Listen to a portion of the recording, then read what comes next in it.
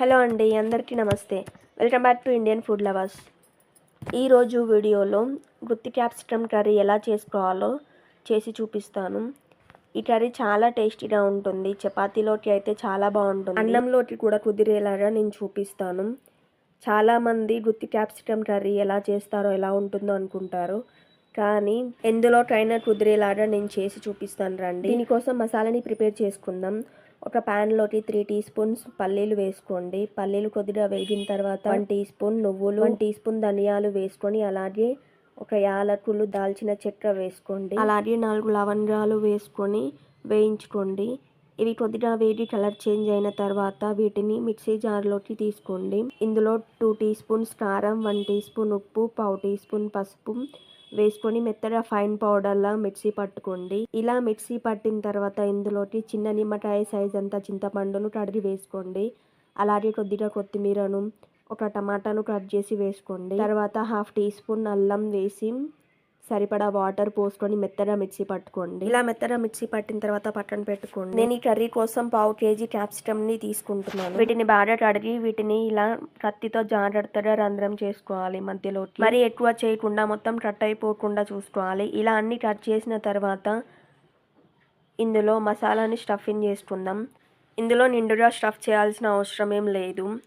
Capsicum fry చేసేటప్పుడు ఉడికి దగ్గర పడుతుంది కదా, అందుకే కొద్దిగా స్టఫ్ చేసుకోవాలి.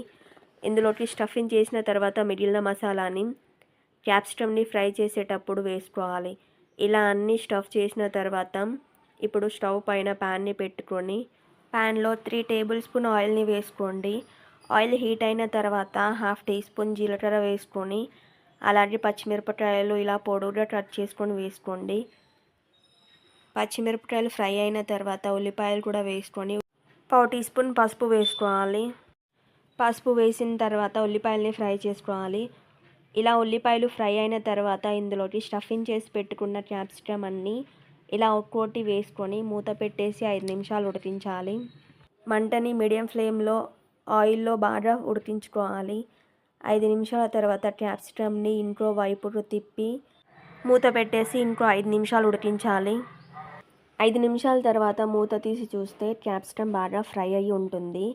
ఇప్పుడు ఇందులోకి మిగిలిన మసాలాను యాడ్ చేసుకోండి. అలాగే గ్రేవీ కోసం మిక్సీ జార్లో కొద్దిగా వాటర్ పోసుకొని ఇందులో వేసుకోండి. తర్వాత దీన్ని బాగా కలిపి మూత పెట్టేసి మరో 5 నిమిషాలు ఉడికించాలి. మంటని మీడియం ఫ్లేమ్లో పెట్టి మాత్రమే ఉడికించాలి. మధ్యలో ఒకసారి మూత తీసి కలిపి టేస్ట్ చూసుకొని ఉప్పు కానీ కారం కానీ సరిపోకపోతే యాడ్ చేసుకోండి. మళ్ళీ మూత పెట్టేసి ఉడికించాలి. 5 నిమిషాల తర్వాత మూత తీసి చూస్తే ఆయిల్ ఇలా సపరేట్ అయి ఉంటుంది. అంతే అండి, గుత్తి క్యాప్సికమ్ కర్రీ రెడీ అయిపోయింది. చివరిగా దీనిలో కొద్దిగా కరివేపాకును వేసుకొని ఒకసారి బాగా కలుపుకొని స్టవ్ ఆఫ్ చేసేయండి. ఈ గుత్తి క్యాప్సికమ్ కర్రీ అనేది చాలా చాలా బాగుంటుంది. మీరు తప్పకుండా ట్రై చేయండి. ట్రై చేసి టేస్ట్ ఎలా వచ్చిందో కామెంట్ చేయండి. ఈ వీడియో మీకు నచ్చితే లైక్ చేసి సపోర్ట్ చేయండి. Thank you for watching.